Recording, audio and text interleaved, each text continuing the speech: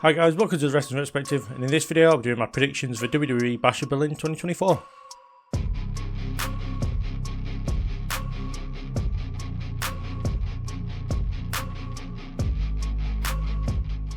First up we have the Women's Tag Team Championship title match, where we have the Unholy Union, Alba Fire and Isla Dawn taking on the team of Jade Cargill and Bianca Belair.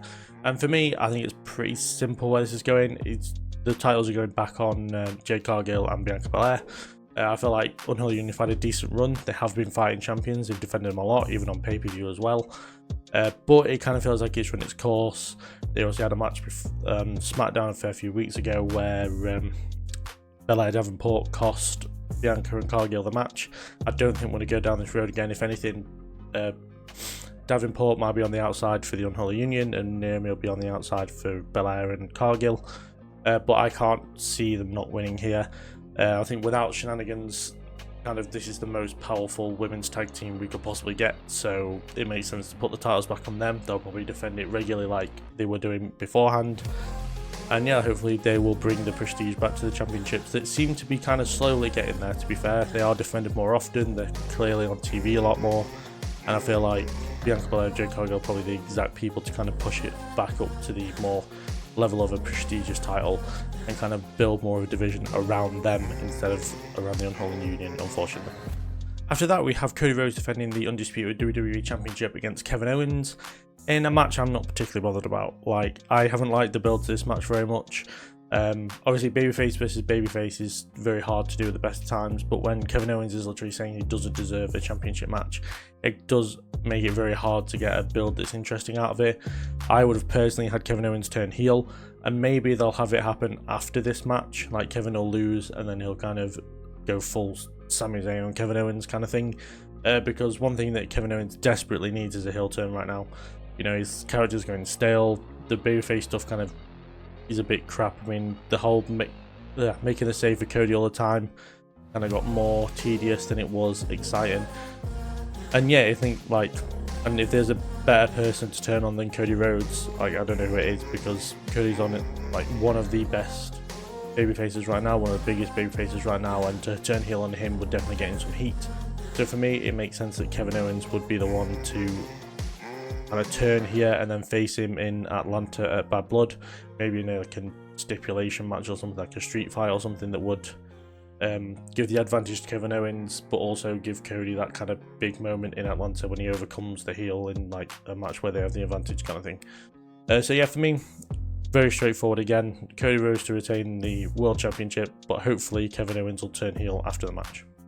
Following that, we have the mixed tag team match between Dominic Mysterio and Liv Morgan taking on the Terror Twins of Damian Priest and Rhea Ripley. For me, I'm going with Dom and Liv to get the win here. I think this makes the most sense as far as storyline goes. You know, as far as Rhea, Dom and Liv, kind of their story, it makes sense that the heels will have the advantage, so then Rhea can kind of overcome that, maybe at Bad Blood facing Liv Morgan in a title match where she wins the championship back maybe. But also, the thing that's kind of bugged me a bit is the fact that Damian Priest is in this match. I personally wouldn't have had him in this match. I maybe would have had the story go where Jey Uso helps Rhea out, but I know he's in the Intercontinental Championship scene at the minute. But it means that kind of the concentration on Finn Balor's turn has been shifted, and it's kind of lost, their feud has lost that momentum because Priest is dealing with Dom instead. It's something I've not really enjoyed that much. I feel like Priest should be doing more right now after just losing the World Heavyweight Championship. But either way, I feel like, you know, the Judgment Day definitely get involved. I feel like Rhea and Damian will probably sort them out at some point, and Balor won't get that much involved. It'll be more Carlito and JD. Balor may cost them the match just to kind of pick up where Priest and Balor left off. But for me, it just makes the most sense, especially as Liv is the world champion, that Liv will get the win here over Rhea, meaning that Liv is 2-0 against Rhea, which means that again, you get the redemption of the babyface coming up, which I think Rhea would do really well at Bad Blood. I personally would have had them go into Hell in a Cell as well as Punk and McIntyre at Bad Blood, just because I feel like the feud is worth that much. But yeah, for me, Dom and Liv to get the win here, just to kind of have this story kind of carry on for the next few months maybe. After that, we have a strap match between CM Punk and Drew McIntyre, and for me, I feel like, again, this is pretty straightforward. I would have CM Punk win this match, and I feel like he is going to win this match. Will he get his bracelet back? I don't know, hopefully, just so we can leave the bracelet out of it from now on.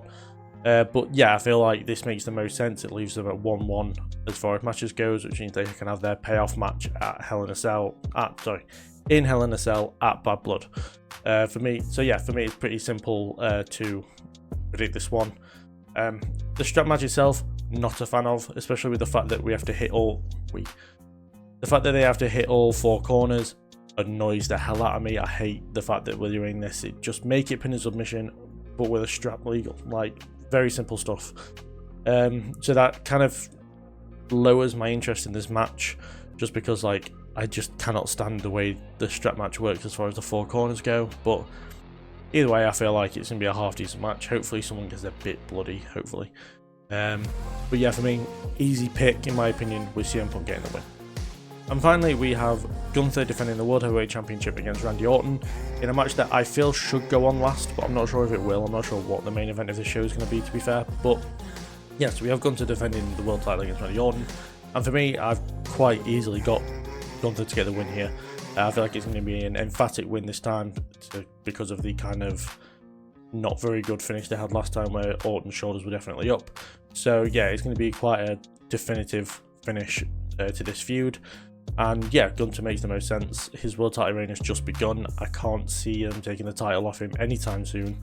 So yeah, Randy Orton's just like almost like a good person to have that first world championship feud against and get a good win over, and makes Gunther look really good. I do like the fact that these two have brought back their King of the Ring final feud because of that kind of pin that wasn't really supposed to happen. But yeah, I feel like it's going to be a great match. Probably going to be match of the night, if not maybe Drew and Punk. But yeah, it's a match I'm very much looking forward to. I like the fact they brought it back, as I've said. And yeah, again, makes the most sense that they wouldn't take the title off Gunther quite yet. So quite an easy one to predict. So those are my predictions for Bash in Berlin 2024. Do put down in the comments below who you think is going to win. If there's anything like moments-wise you think is going to happen, maybe some returns or something, I'm not sure. This card is pretty predictable, I'm not going to lie. I think the only matches that I'd be unsure about is the strap match and the mixed tag match. Everything, the other 3 matches are pretty straightforward. But yeah, I think it'll be a decent show. I think there's some good matches on there. I feel like Gunther and Orton's going to put a banger on. Punk and McIntyre should be good, except the stipulation kind of hinders them a bit. And yeah, I feel like Dom, Liv, Rhea and Priest should be half decent if it's booked correctly. But yeah, it's a decent show to have. I think Bad Blood is kind of the pay-per-view they're really building to, as far as like Punk and McIntyre, Rhea and Liv. Priest and Balor kind of feels like they're going more towards Bad Blood, and they kind of forgot there was the Bash in Berlin, so they've had to quickly put something together before getting back on the track to Bad Blood, which is a shame. But they put a pretty decent show together. I'm glad that they put Punk and Drew on it. I thought they might be bigger than this pay-per-view, which I know it's a bit harsh, but still. But yeah, I think it's a pretty decent show.